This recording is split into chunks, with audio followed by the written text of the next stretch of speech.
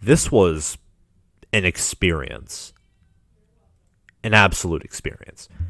This game was, to me, disappointing as a Michigan fan and also impressive at the same time. I have many mixed emotions. And as someone who's covered Nebraska football too, I'm going to try to, cover parts of your game as well that impressed me in a certain sense, along with Michigan's. I watched the entirety of the second half for the most part. I was at a wedding, so I missed the first half, but I watched some of the highlights, etc., etc. I had people telling me what was happening and all. I have a lot of thoughts. And before that, let's just, preview what happened. So the first quarter, not even going to talk about it, besides the Nebraska going for it on 4th and 3, which later in, seeing how they were effective later in the game, I kind of understand why they did it. But if you did that, I don't know if the result would have changed or whatever, but if you would have broken the streak of us trailing earlier, I feel like you might have been able to get out to a bigger lead. I don't know. Maybe I'm wrong there. But that drive ending in nothing switched the momentum in our favor and allowed us to get 13 to nothing at the half. And that was thanks to, Michigan having some strong drives, picking off Martinez, which resulted in, it really should have been 17 to nothing at the half, which in retrospect would have been much bigger. But instead, QB sneak went the wrong way, had to kick a field goal.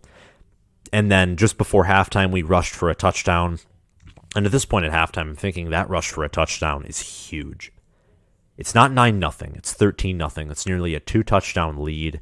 Nebraska's offense looks like they can't puncture us, and we're moving the ball and throwing it effectively enough to, do our jobs.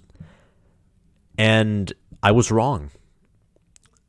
22 points in a quarter is disgusting. I don't care that Adrian Martinez is possibly one of the best playmakers in the Big Ten. He might even be the best quarterback when it comes to playmaking. And versatility and just overall athletic ability. I'm not kidding when I say that. He is much improved. He has the 8th QB rating in the nation, 10th in passing yards. I think the dude still leads his team in rushing yards and rushing touchdowns. The kid is a star. And I'm not no NFL draft expert, so I'm not going to say draft the kid, but his future looks a lot brighter. A lot brighter. And so does Nebraska football. I mean, this team, we'll get to this a little later, is a lot of positives surrounding it. But 22 points it's so sinful. I hated seeing that. The team collapsed, immediately collapsed. Michigan, they recovered well enough to keep the rhythm going. And we outscored them in the fourth quarter. And I honestly think, part of me thinks that, we don't handle pressure well in the moment still. And I think the third quarter showed that. I think if this team handled pressure modestly well, that this would have been a bigger win. But still, Nebraska played a good game. After, that touchdown missed 2-point conversion, which was 19-7. They scored 15 unanswered points. Corum gets a 29-yard touchdown run after a solid drive was put together, where this game, were actually, 6 for 15 on third downs is not good, but for what we did on third downs when we were down, our clutch ability was kind of impressive to me in a certain sense, despite some inefficiencies that I'll get to later. And eventually, Corum gets the touchdown and all that, and we're really beginning to, dig in a certain sense is what I'm going to say. And the score is 26-22. Nebraska gets it back. They drive down the field, and, of course, they burn Hutchinson on an option. And Martinez gets in. It's 29-26. We drive down, get a field goal. Martinez, some said, if he bounced to the left, he would have had a bigger play. I mean, teams make mistakes, period, amen, so I'm not going to talk about that. But from what I could judge from the fumble, it looks like he could have had a bigger play. Instead, he fumbled. Brad Hawkins stripped the ball out. And, yeah, we get it. We try to run out clock. We try to get a first down with McCarthy. I like the risk, but pounding it up the middle with Haskins, who might have, seeing how he was pushing the Nebraska D-line, he might have gotten a first down just by running it up the middle.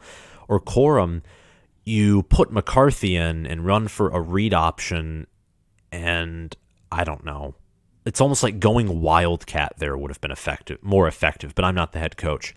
32-29, Martinez comes out, completes a pass to the 50-yard line. I'm thinking, okay, he's going to drive down the field. Nope. We amp up the pressure, and by the time it's 3rd and 10, I'm thinking there's 2 incompletions. He only had like 1 or 2 incompletions before this. A streak has been broken, and it's going to take him now being clutch and being perfect to get somewhere, and it was anything but. Screen pass, missed block, shedded block, whatever you want to call it. It's 4th and 10. And then deep pass, Daxton Hill deflects the ball, incomplete, Michigan wins. So that's just the summary. And that took probably a little longer than expected, but it's important because this win is big for Michigan. It's heartbreaking for Nebraska, but it's encouraging to Nebraska in a different way. So I am going to go through everything first.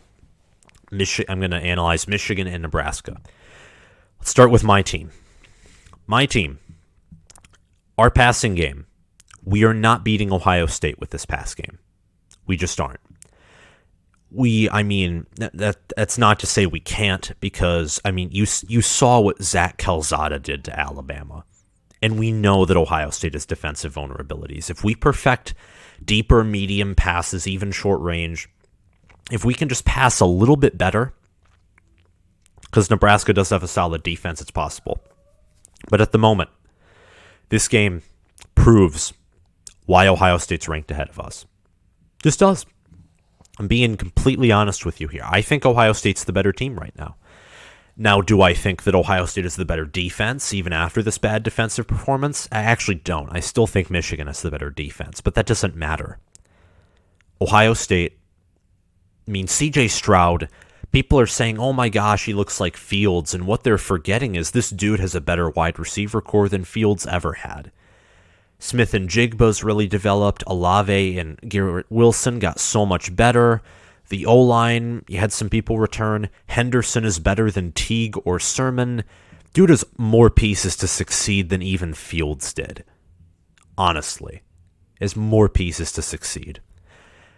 They are the Ohio State's offense is the definition of you could put any QB in that system. This team would still offensively shred defenses. It's just how it is.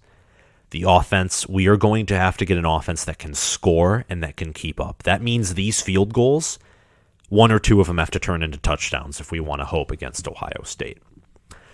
Number 2, our running game is, I'm just going to say it, elite. Elite running game. Haskins, 6 yards a carry. Corum, nearly 7.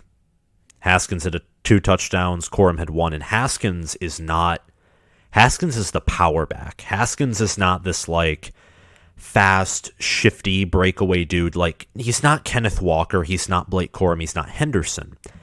Yet he rushed better than Walker did against Nebraska, and he had more carries and was the steadier guy against Nebraska as well, compared to even Corum. And Corum is really good. Corum's, only a sophomore, and he's the near elite back that we want and need. He had 89 yards, 1 touchdown, and he also had 37 receiving yards. And he converted a critical first down on, I believe, 3rd down. Haskins had 123 yards, 2 touchdowns, had no receiving yards. this run game's amazing. And you may be thinking, oh, but it's Nebraska. Nebraska stinks. The Cornhuskers are just like terrible. They're husked, lost 4 games. No, stop. They're a defense that allowed 122 rushing yards average, facing the likes of Kennedy Brooks at Oklahoma. They had, what I would call false stats against Illinois. Those stats don't count. That game was a fluke. And they went against the likes of Kenneth Walker. And we rushed the best. I believe we rushed the best out of those 2 teams. So the rush game's elite. And again, besides the passing game's a concern. Rush game, I'm not concerned about at all. This rushing attack is one of the better in the Big Ten. The Rutgers game was proven a fluke, I think, by this. Defensively, I get that Nebraska obviously knew what they were doing when they switched around defenses. Well, not defenses, offensive line. Pardon me. I get that. Having only 1 sack by David Ojabo and 4 tackles for loss, and Aiden Hutchinson getting burned on that option. Come on. It's inexcusable. I don't care that Adrian Martinez is fast. I don't care that if he had really good games from here on out, I might list him in my personal Heisman rankings. I don't care. You're a first-round edge / linebacker, whatever you are. You're a first-rounder. Can't do that. Can't do that stuff. Just can't do it. Good on Josh Ross. Good on Daxton Hill for making the pick, having a tackle for loss and some tackles. Good on Christopher Hinton. Good on just everyone. Good on the defense. I know that the defense got burned and all that, but at the same time, at the end, they were the ones that helped. They were the ones that won us the game. It's not like Nebraska turned over the ball and our offense immediately afterward had a jet sweep or an up-the-middle run that went to the end zone, and that killed Nebraska's momentum. They held us to a field goal, and they had a minute left on the clock to score, and they had been moving easily. Easily. Our defense won us this game. No doubts about it. So this defense, there's concerns. We allowed almost 300 passing yards to Martinez, which I think is unacceptable. We did not do the best job of containing the run either. We allowed 4.4 yards per carry. We did not do the best with did not do the greatest at getting pressure either. But in the end, we did come in clutch. We had a pick, forced a fumble. The defense had clutch moments despite struggling in the second half. The rushing game's amazing. The passing game needs to improve. And overall, this team, they were down when, the lights were flickering on Nebraska. They were down. This team did not get discouraged. They did not look rattled. They were jumping around, excited, trying to get hyped from, the lights flickering, going red, the whole stadium, the noise. This team feeds off of other teams' energy. And that is an amazing quality. And I think it has something to do with the young coaching staff. And I was really impressed with that part. We just don't get discouraged and don't give up. And that's something that you can't say about a lot of Harbaugh teams. Now, finally, Nebraska's story. Nebraska, this game, you know what this game proved to you? To me, this game proved that you're going bowling. And I know you're 3-4, but I think it's real. Minnesota, you'll beat. Purdue, you'll beat. I think you'll beat Wisconsin. And Iowa and Ohio State, I'm going to make a bold prediction right now. You're beating one of those teams. Iowa has, they don't have the best offense. Their defense is amazing. But hey, Michigan's defense looked pretty good, and you tore us up in a half. Ohio State, I just said Michigan has a slim chance to beat Ohio State. But you might be different. Ohio State focuses on us every day, every week. Ohio State always plays their A game against us. And if Ohio State doesn't play their A game against Michigan, oh boy. If they don't play their A game and they lose to us, their coach will have some words from the fan base. But against you, the Ohio State and Iowa games are serious trap games for those teams. You have them at home. You have some of the best fans in college football. And you have a defense. You have a passing game. You have an option that, again, burned a great defensive line in my team, the Michigan defensive line. It's real. This team could finish 7-5, and if not for the fact that they have blown leads, I'd say this team could finish 8-4. But I think right now, you finish 7-5 with a win over Iowa and OSU, and you win your bowl game, that should be considered a successful season, despite the start of it. Martinez looks better. This team looks better. You get a winning season, then I won't know what to say about Frost, because yes, it's not anything special. You aren't ranked, but that would mean going 7-5 or 8-5. 7-6 or 8-5 likely means you would have beaten a team that has some life to it, and that's something Scott Frost has not done yet. That's all I have to say here, just for that team and all that for the schedule. Actually, there is one more thing I want to say. There's one more thing. Martinez, and I've already mentioned this before, so it's kind of being repetitive, but Martinez is, again, one of the better quarterbacks in the nation. 10th in passing yards, 9 touchdowns, 3 picks, 8th QB rating. Oh, we can't even forget his rushing stats at all. You can't do it. The guy has rushed for 450 yards and 10 touchdowns, averages 5.1 yards a carry. 162 QB rating. He had a 179.8 QB rating against Michigan. 183.9 against Northwestern. 178.3 against OU. 210 against Buffalo. His worst games were against Michigan State and against Illinois. He's going places. He's going places. Martinez is definitely going places. That's all I have to say for this video. If you liked it, like, subscribe, hit that notification bell, and comment your thoughts down below.